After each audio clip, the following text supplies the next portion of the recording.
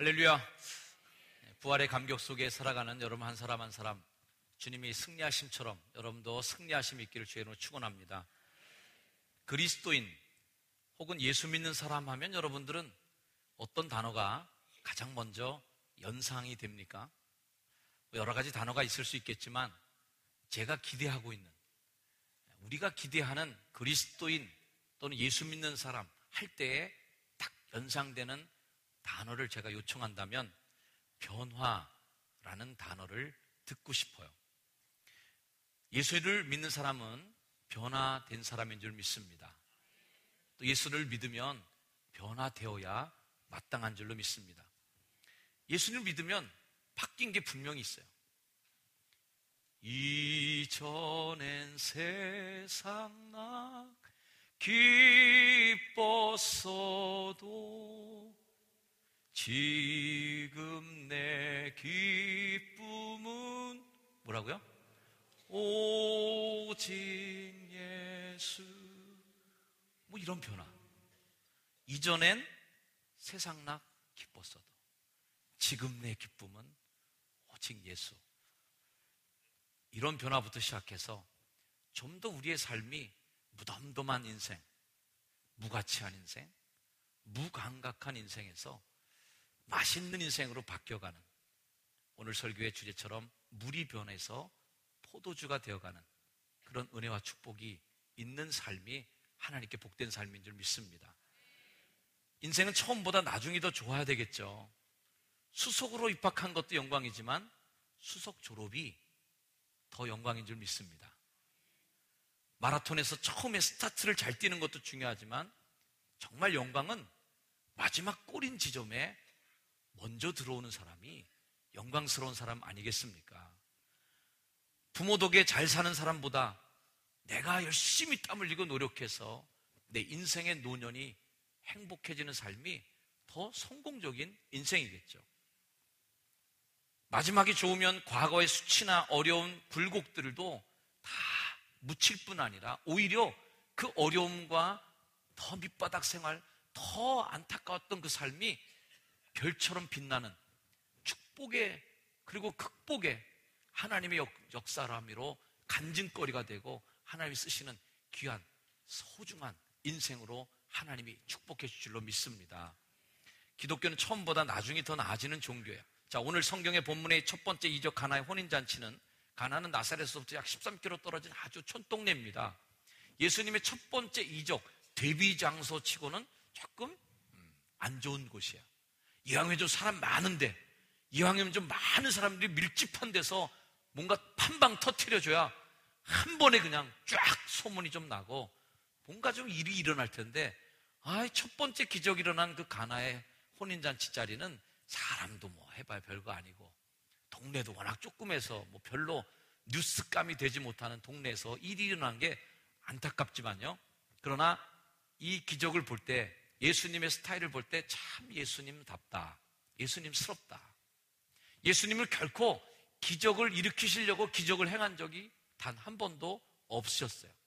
헤롯 왕이 예수님을 잡혀왔을 때 기적을 보고 싶어서, 야, 네가 기적을 많이 일으킨다는데 내 앞에서 한번 좀 보여줘, 한번 해봐, 이렇게 얘기했을 때 기적 절대 일으키지 않으셨어요.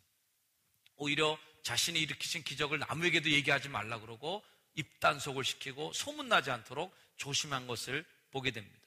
자, 예수님의 기적은 시쳇말로 하다 보니 되는 거예요. 어떻게 보면 좀, 목사님 그게 무슨 말입니까? 예수님께서 이렇게 하는 거지 하다 보니까 되는 건 또 뭡니까? 아니에요. 사실 기적은 의도성을 가지고 하면 안 되는 겁니다. 그렇게 의도성을 가지고 조작하고 어거지로 꾸며낸 것이라면 그것은 이미 기적이 아니에요. 예수님이 왜 물을 포도주로 만드셨을까? 답은 간단합니다. 포도주 떨어졌으니까.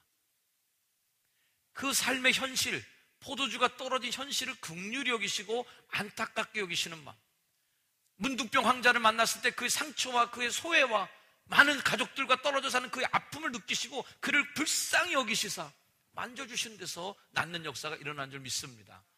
아들이 죽고 슬퍼하는 그 어머니를 붙잡고 안타까운 마음으로 그 어버이의 마음과 공감할 때 그 아들이 일어나는, 다시 사는 역사가 있는 것이죠. 오늘 예수님의 세 마디 말을 중심으로 저는 그 말씀 속으로 한번 들어가 보려고 합니다. 주님이 이 기적을 일으키는 이 가나의 혼인잔치에서 세 마디 말을 하세요. 첫 번째 말은 여자여 나와 무슨 상관이 있나이까 하는 이야기입니다. 예수님의 반응이 아주 썰렁하게 나왔습니다. 우리나라 사람들이 이 번역이 이렇게 돼 있고 그렇지만 아마 저희 어머님도 여기 계시지만 어머니가 아들 목사 우리 뭐 어디 좀 이렇게 가면 어떨까? 여자여 나와 무슨 상관이 있나이까? 뭐 이러면은 이 후레 자식 내가 널 어떻게 키웠는데? 그러면서 아마 화를 벌컥 내실 거예요. 이 말이나 됨직한 얘기입니까 이게? 어머니 뭔 상관이에요? 나 상관없어요. 자, 즉 거절당한 거예요. 흔히 이런 거절의 반응은 우리를 굉장히 힘들게 합니다. 때로는 합리적인 거절도 힘들어요. 합리적 거절. 뭔가 청탁하고 뭔가 은밀하게 뭔가 해야 되는데 아유 이거 좀 어떻게 좀 해줘. 안 됩니다. 이거 하면 당신이 오히려 불리해집니다. 이건 나는 못해요. 법에 어긋나는 겁니다. 아주 합리적이고 그리고 안 하는 게 맞는 건데도 불구하고 그거 안 해주면 여러분 어떤 기분이에요? 그래 잘났다 정말. 너 잘되나 보자. 이런 마음 드시지 않겠어요? 자, 이렇게 거절당했을 때 우리가 교회에서 많이 쓰는 말이 있죠. 나 상처받았어. 나 상처받았어. 이 말입니다. 이 말이 얼마나 교회에서 많이 쓰이는지 유행어처럼 쓰여요. 여러분, 상처받는 거, 거절로 인한 상처, 참 이게 교회 생활 힘들게 합니다. 상처받는 것만 없으면 교회 생활 할만하지 않습니까, 여러분들? 얼마나 교회 생활 재밌습니까?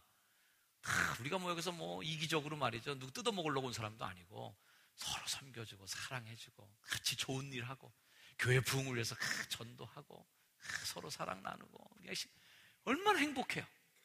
딱 하나만 없으면 뭐가 없으면? 상처받는 것만 없으면 할만하다고요 여기가. 아멘?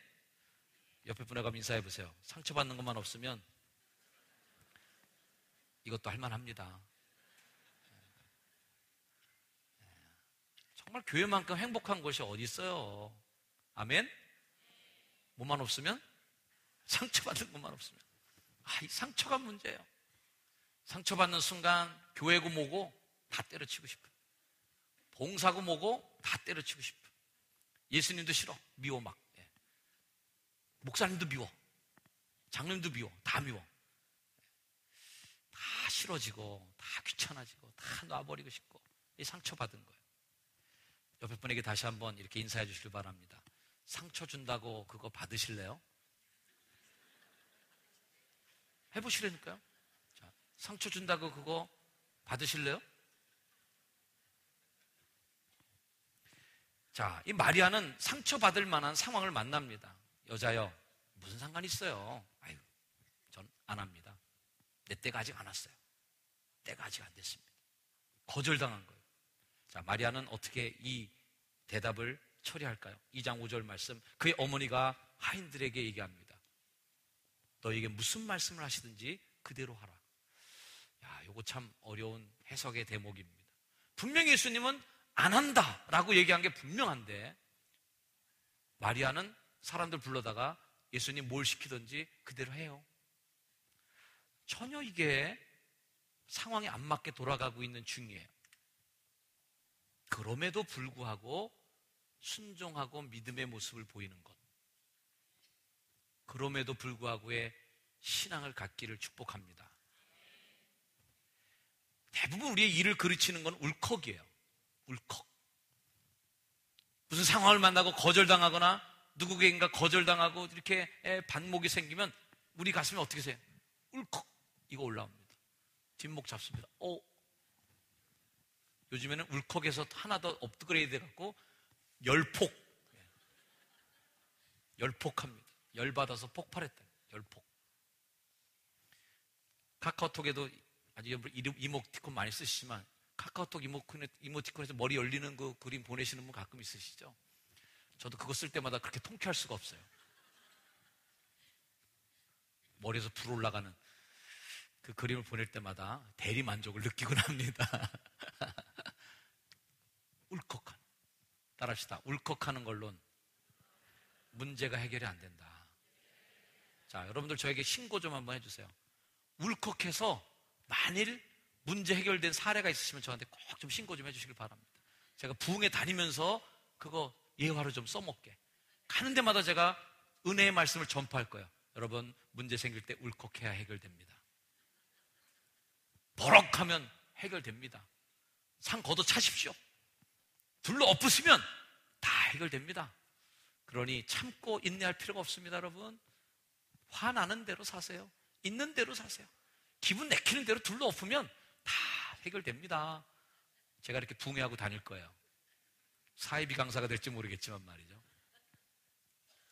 여러분 인생 속에서 단 한 번이라도 울컥해서 해결된 문제 있으셨어요? 아니에요. 울컥으로는 문제 해결이 되지 않습니다.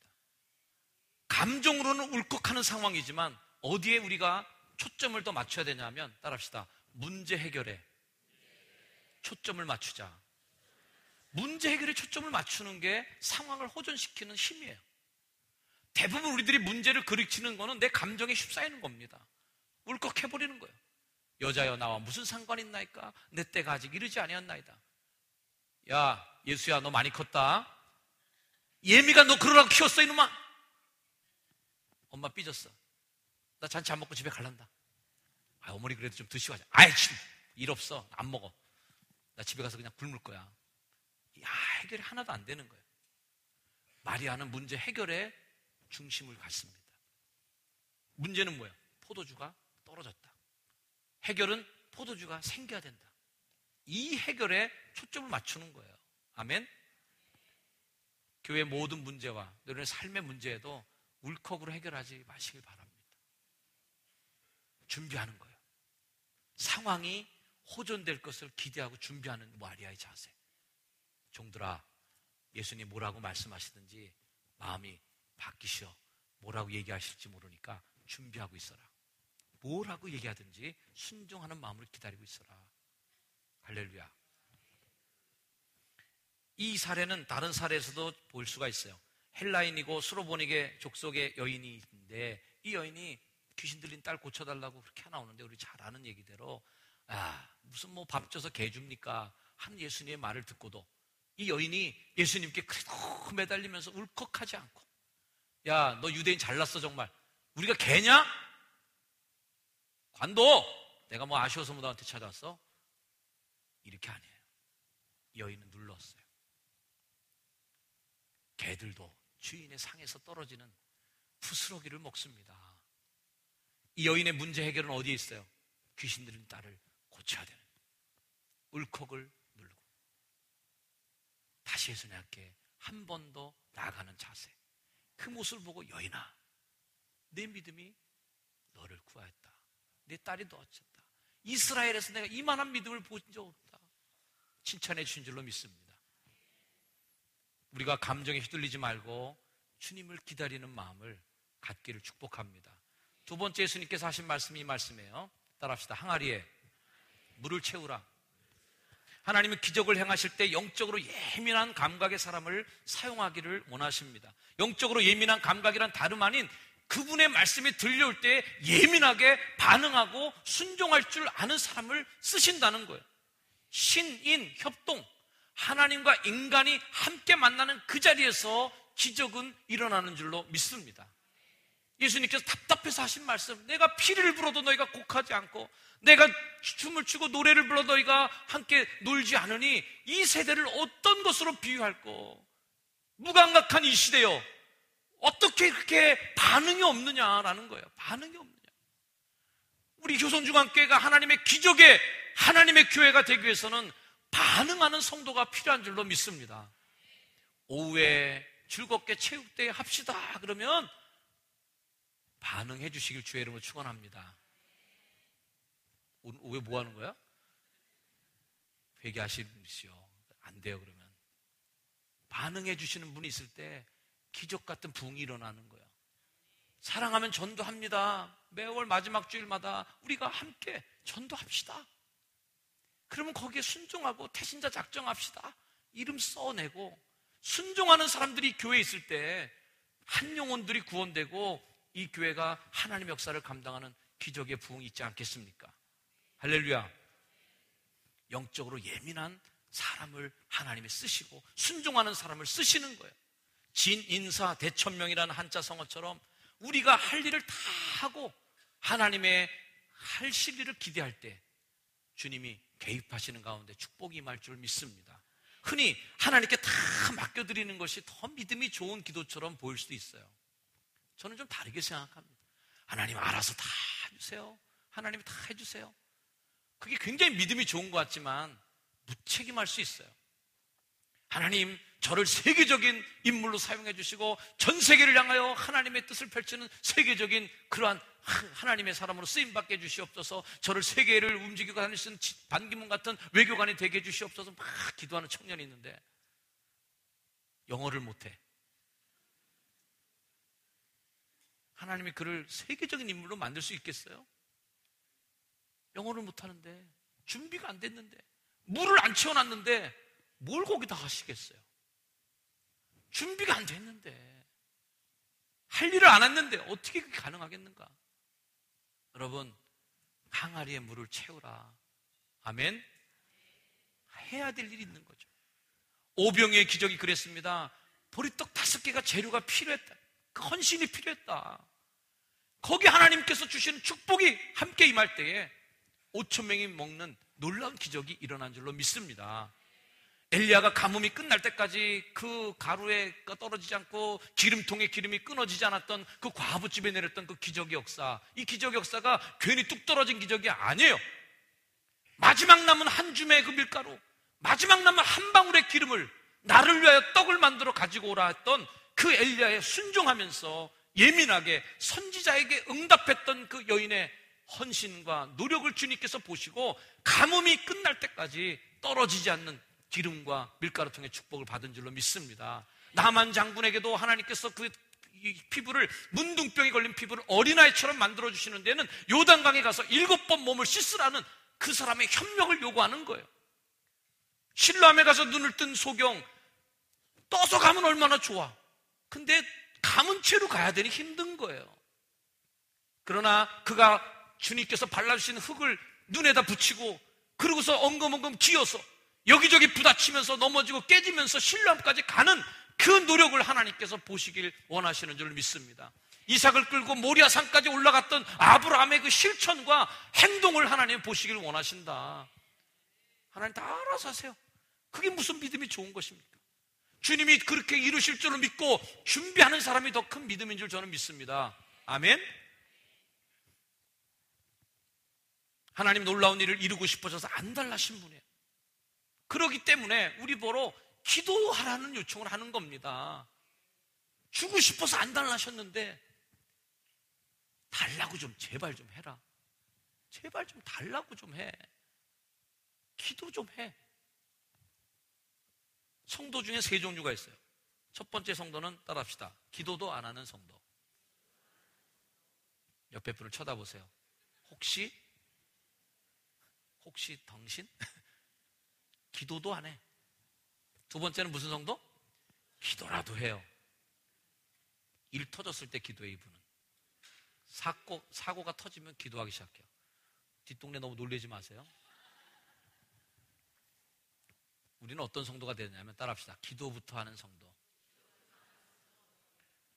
하나님이 주시지 않겠어요. 못된 아버지도 자식에게 좋은 것 줄 줄 알거든.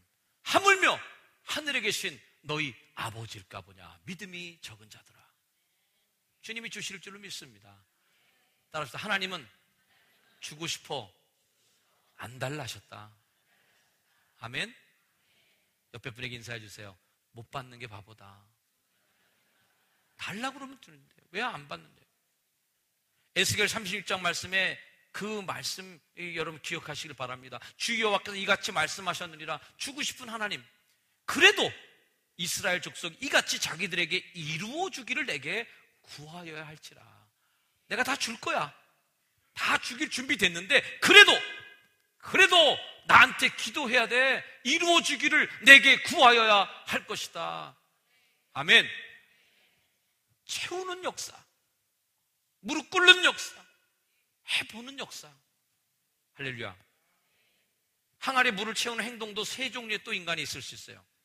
첫 번째는 하는 척 신용하다가 안 하는 사람이 있어요. 두 번째는 적당히 하는 사람이 있어요. 세 번째 사람은 아귀까지 꽉 채우는 사람이 있습니다. 교회 일도 마찬가지고 하나님에 대한 헌신도 마찬가지예요.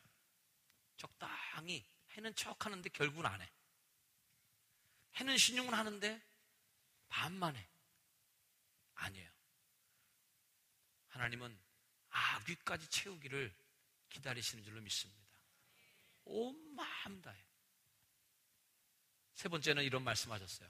따라합시다. 이제는 떠서 연회장에게 갖다 주라. 자, 행동하는 것은 물을 채우는 데까지는 그래도 저는 할만하다. 여기까지만 해도 대단히 믿음 좋은 사람이에요. 채우는 데까지만 해도. 근데 진짜 믿음은 이제부터 시작입니다. 여기가 본론이에요. 채워진 항아리의 물을 떠다가 연회장에게 가져다 주는 그 순간, 그 순간이 드디어 믿음의 절정을 이루는 순간이 왔다. 믿음의 시험대 온 거예요.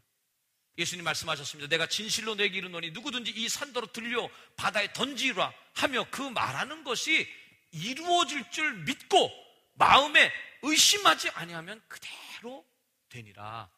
아멘. 여기가 믿음이에요. 뭐요? 이루어질 줄 믿고. 여기가 믿음이에요. 나의 정서와 학식, 현실, 분석의 차원을 넘어서는 게 기적입니다. 나의 상식으로는 이게 안 될 건데 가져다 뒀다가 이게 무슨 망신일 것인가. 괜히 잘못 갖다 뒀다가 그나마 잔치 분위기 썰렁한데 완전히 잔치집에다 찬물 껴는 것도 아니고 연회장에 화를 벌컥 내면서 이것들이 장난하나, 누굴 바보로 하나, 이게 물이지 포도주냐? 둘러 없고 말이죠. 손님들이 컴플레인하고 난리 나면 어떡하겠나. 어우 걱정됐으나 이거 못해. 여기가 믿음의 타이밍에 온 것입니다. 제가 자주 쓰는 표현대로 벼랑 끝에 서는 용기도 중요하지만 더 하나님께서 주시는 기적의 용기는 벼랑 끝에서 뛰어 내리는 용기다. 나의 상식을 집어 던지고 내가 그동안 경험했던 경험을 집어 던지고 옛날에 해봤더니 안 돼, 옛날에 해봤더니 안 됐던 거야 라는 거야 아니라 상식을 뛰어넘는 도전, 이것이 기적의 시작인 줄로 믿습니다. 오늘 이 기적을 통하여 제자들은 그를 믿게 되었다. 이것이 기적의 결과였습니다. 11절 말씀, 예수께서 이 첫 표적을 갈릴리 가나에서 행하여 그의 영광을 나타내심에 제자들이 그를 어떻게 한다고요? 믿으니라.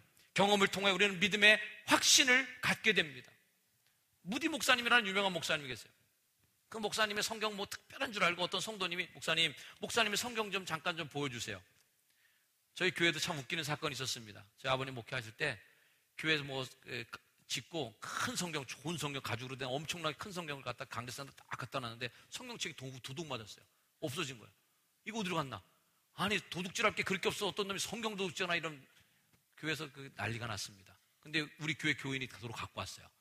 그 성도님 생각할 때는 강대상에 올려준 그 큰 빛나는 큰 성경은 뭔가 신비로운 말이 더 기록된 줄 알고 집에 갖고 왔더니 내 거랑 그거랑 똑같아. 에이 별거 아니구나.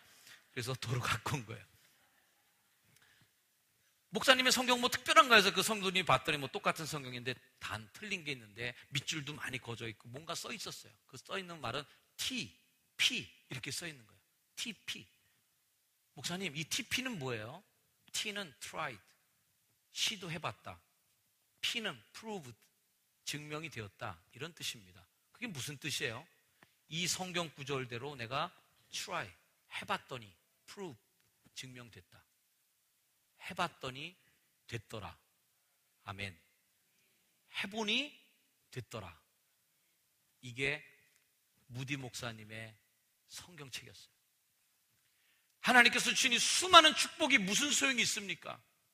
try, 해보지 않았는데. 하나님께서 약속하신 수많은 성경에 나오는 하나님의 영적인 보물 창고가 무슨 소용이 있습니까? 아직 문을 두드려 보지도 않았는데. 하나님이 약속하신 수많은 이 성경에 나오는 하나님의 약속과 축복의 말들이 나에게 무슨 의미가 있어요? 시도해보지 않았는데 해보니 됐더라의 믿음이 되길 축복합니다. 믿음은 추상적이고 고상한 논리적 이론이 아니에요. 해보는 겁니다. 해본 사람만이 알아요. 오늘 2장 9절 말씀에 어떤 말씀이 나옵니까? 연회장은 물로 된 포도주를 맛보고도 어디서 났는지 알지 못했어요. 하지만 누구만 알았어요? 물 떠온 하인들은 알았어요. 항아리에 물을 넣어본 하인들은 알았어요.